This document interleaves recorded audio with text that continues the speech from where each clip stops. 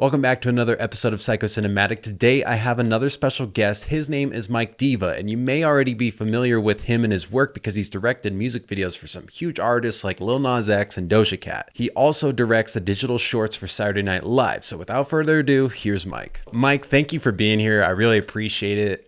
Before we get into me asking about your background, I just have to really quick just give you your flowers now about the music videos because No Save Point, the one you did with Run the Jewels, the Cyberpunk one, and Panini with Lil Nas X, those are two of my favorite music videos. Oh wow. Definitely Panini was like my favorite from 2020. So, I mean, you Damn. killed it.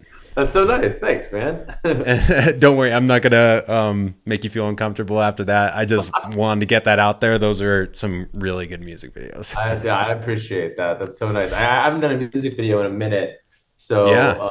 and I miss it. I miss doing that. I the last one I did was for Doja, and I feel like Hmm. I was so wrapped up in SNL stuff that I kind of fucked it up. I feel Really? I feel like I could have done better. So it's like when I watch it now, I'm like, ugh.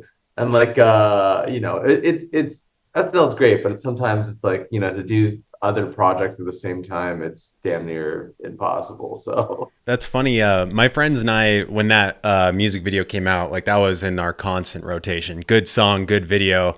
Like that's one of my wife's favorite videos of oh Doja really? Cat. Yeah.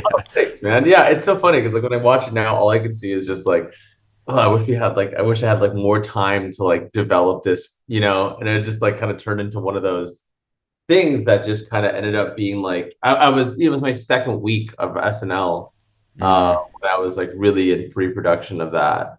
And so I was like making this big Squid Game music video with Pete Davidson at the same time. But in 4 days. Um and so yeah, it was just like a lot of stuff happening at once. I guess before we go into a little bit more about the music videos, if we could kind of start at the beginning of like how you got into all this and how did you even work your way into shooting music videos for these huge artists and then working for Saturday Night Live. Yeah, I mean, I really, it's kind of just what I have always wanted to do since I was like 13. And I'm super ADHD if you haven't noticed. I literally like I'm full screening this because I just got distracted by a text message. I can't focus on anything. I think like school I was really bad at. And it was really like it's really hard for me to care about something that I don't care about. And so I've always just been very into filmmaking, and my parents, I'm lucky that I have parents that are like supportive and were like, hey, this kid sucks at literally everything else. Let's just push him in that direction and let him go nuts. So I instead of going to college, I went to LA, and they paid for my first year rent there. They were just, like rather than, whatever, how much or much they would have spent on college, they just were like, here's the rent, a year of rent in LA, and go nuts, start making stuff. And so I started making YouTube videos and doing a bunch of stuff in that realm, and had some success there with a video called Sexy Sax Man, which was like me and my friend running around with the saxophone and playing Careless Whisper in random places. It went pretty viral, and that got my name out there. And then I started making more stuff. Not really prank stuff. I've only, that was like really I did like a couple prank videos before like the it's just a prank, bro, like era of YouTube. Hmm.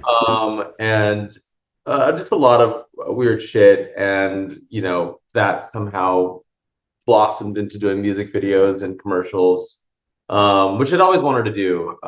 Music videos were really like what got me into, you know, be it filmmaking. Michelle Gondry and Chris Cunningham and Spike Jonze's like box sets were really like what made me want to direct. And so I, yeah, kind of fell into that stuff, and kept doing YouTube, and sort of just ran into a very crazy opportunity via complete. coincidence. My friend, my producer friend Mike Rosenstein was meeting with me for dinner and ran into Akiva Schaffer from the Lonely Island. And he was like, "Oh, I'm meeting this dude Mike. Have you seen his stuff?" And Akiva hadn't seen my stuff, and so he sent him my YouTube channel.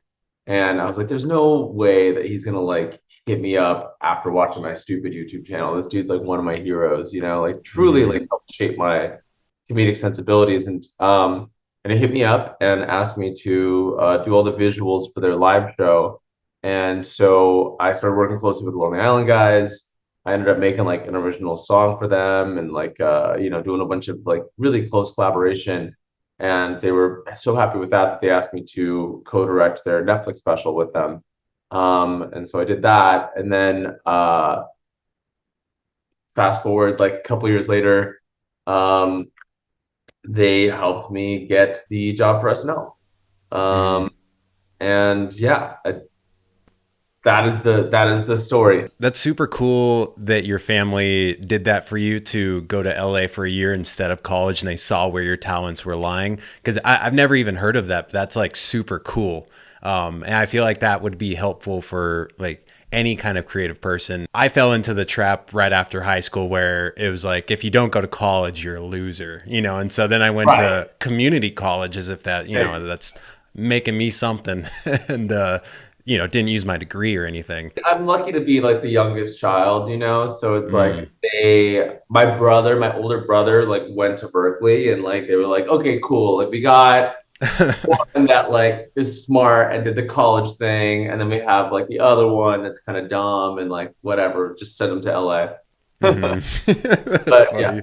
very lucky. And yeah, I'm sure they're super proud of what you've Yeah. done with that, and that's cool that you were able to utilize that. And then you were talking about the Lonely Island stuff for our generation about like the whole Lonely Island. Like I still remember being in middle school, I think, and watching Jizz in My Pants come on air like when it first came out, and we had it on like DVR and we kept rewinding it. We're writing down the lyrics on paper plates and whatnot, and it had like a really big impact on young boys, I suppose. Yeah, man. Yeah. I mean that shit blew my mind when I first saw Hmm. it.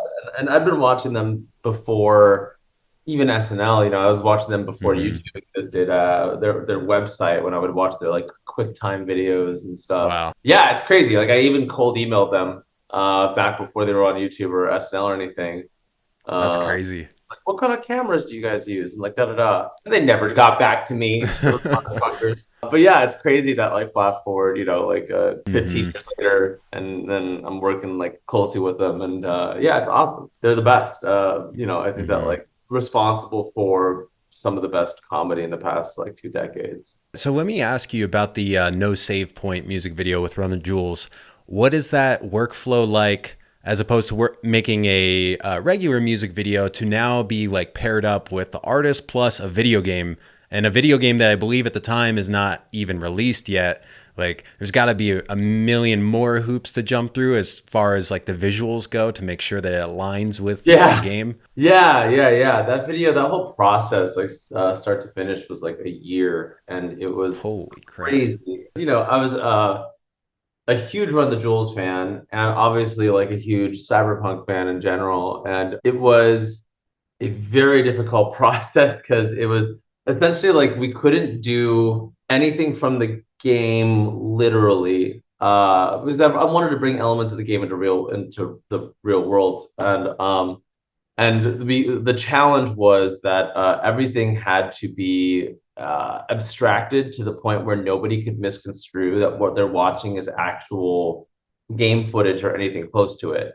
So my challenge was to creative direct like different scenes that were giving Cyberpunk 2077, but using elements from the game, but deconstructing them and like placing them, recontextualizing them and the new different scenes and environments to like make it like very clear this is not game footage, this is its own thing.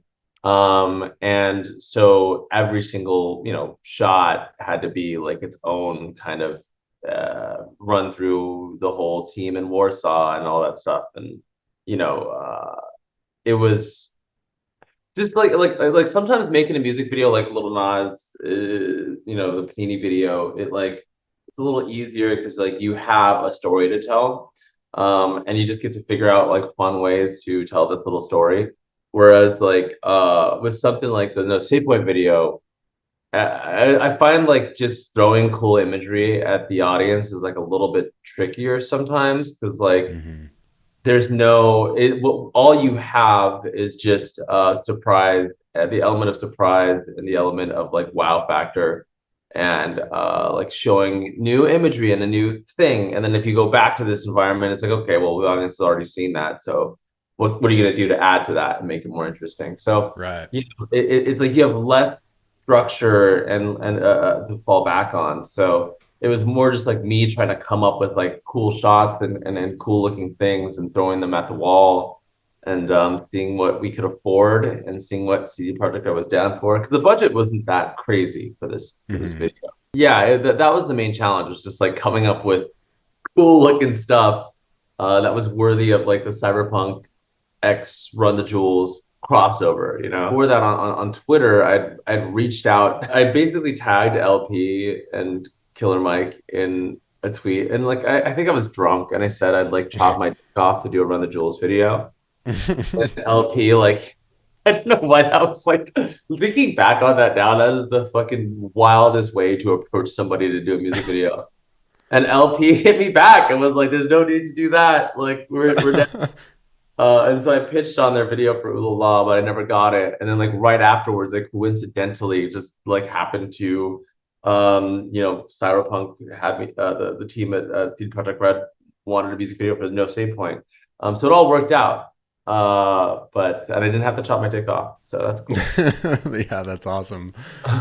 Yeah, don't recommend, but man, you just never know who's gonna get back to you. Yeah, yeah. It's a wild. I mean, I'm all about like cold emailing Hmm. and you know just atting people on X or Twitter or whatever. I mean, like a lot of the people that I've collaborated with over the years, a lot of like close friends are people that just like cold emailed me. So, you Yeah. know, never underestimate the power of a cold email. Yeah, I mean, I just DM'd you on Instagram and asked if you wanted to be on here. I forgot to say this originally about the No Save Point music video. A couple years ago, so it was shortly after that video came out, I was just starting to DM like a Dungeons and Dragons game, but it was cyberpunk theme. And I made Oh, nice. everyone who was playing in it, including like my stepdad, who doesn't really, listen to hip hop or anything. I was like, everyone sit down. We're gonna watch this music video. This is the vibe. This is the imagery of the world we're about to go into. Hell But yeah. now that you've transitioned into working SNL and doing the digital shorts as a director, first question: are there multiple directors for these things, or are you the sole director that has to handle these digital shorts? There's three directors and there's Okay. three film units. And so I'm with the unit that's union and does like the kind of bigger budget, like crazier videos that have like multiple set pieces and a lot of the VFX and stuff. And um all the units do like really incredible stuff. You know, there's basically three pre-tapes every week. Um, and each one, you know, has its own crazy challenges.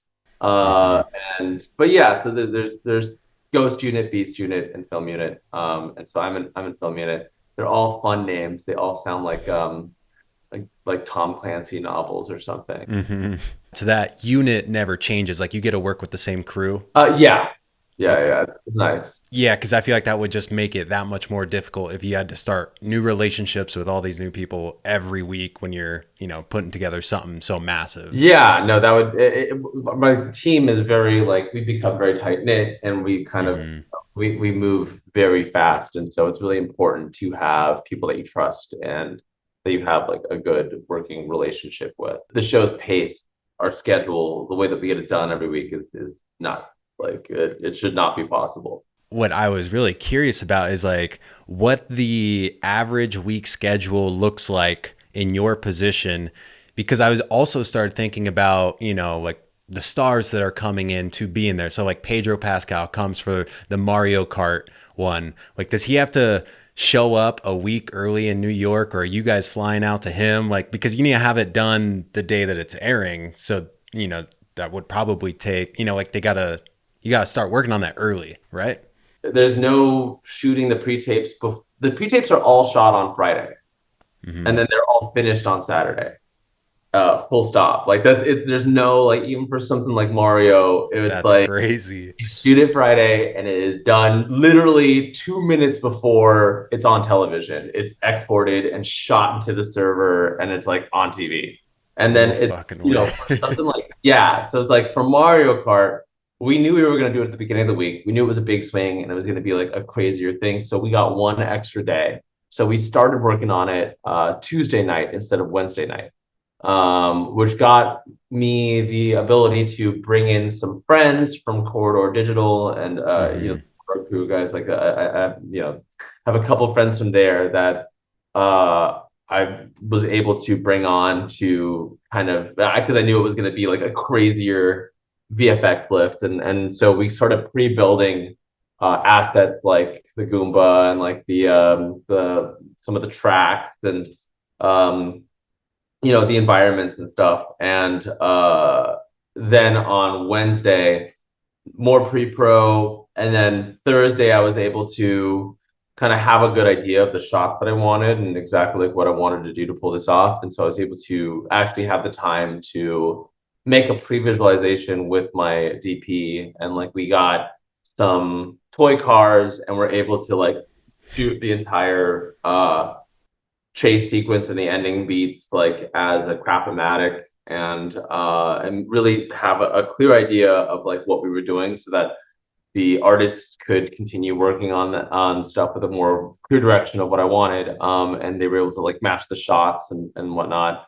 and then on Friday at the beginning of the day we 3D scanned all the actors and all the cars, and then shot it. And then I basically, yeah, worked all night Friday, all Saturday morning, and we got it done that night somehow. And the version that went to air wasn't like the final version, and this happens a lot with like very heavy visual effects stuff that I end up doing. It's like it'll be like 80% done. Hmm. But like the version that went to TV, like the Goomba was all fucked up and kind of glitchy.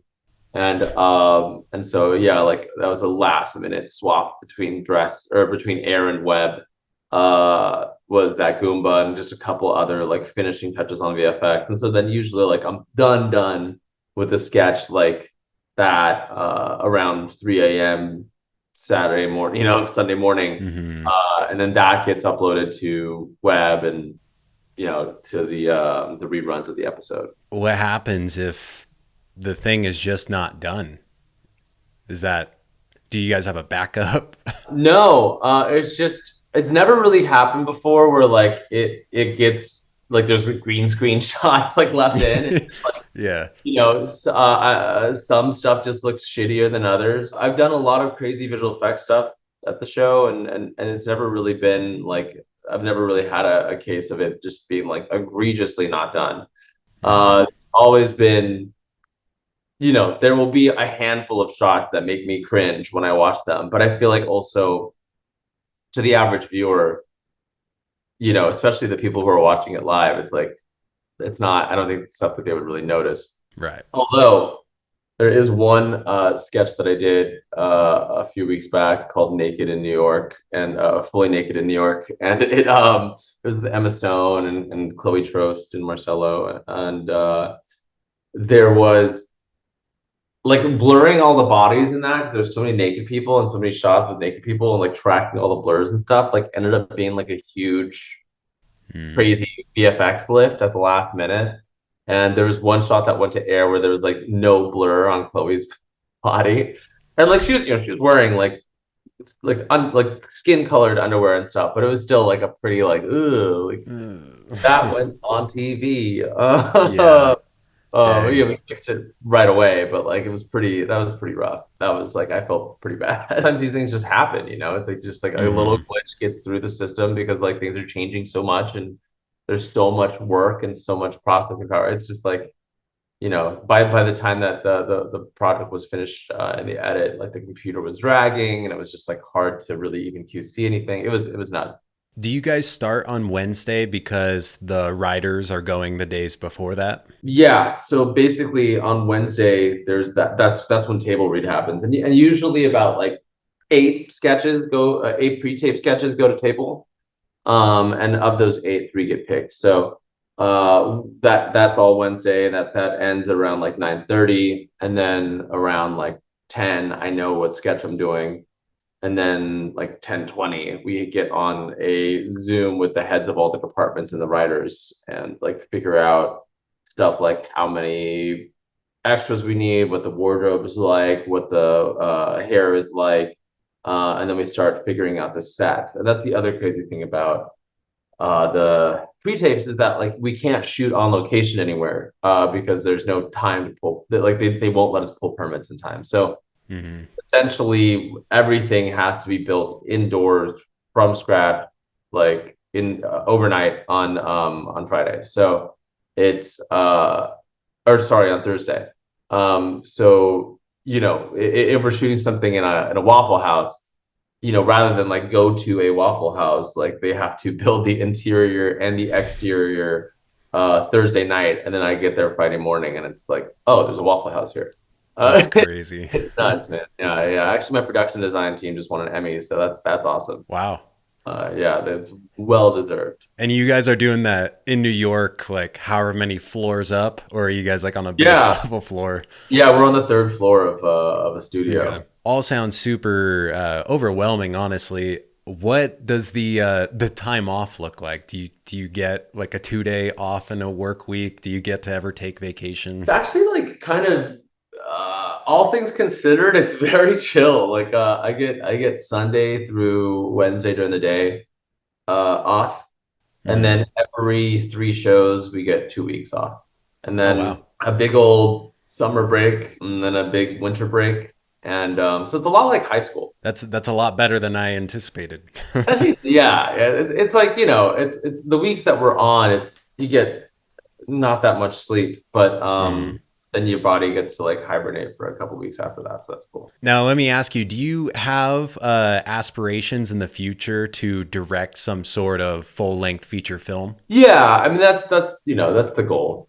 Hmm. And it's been kind of what I've been trying to work on the most on the side. Other than that commercial work, I'm really trying to figure out what the first feature is. And there's been a lot of start stopping, and it's such a big old like pain in the ass of a process to get a movie made. Hmm.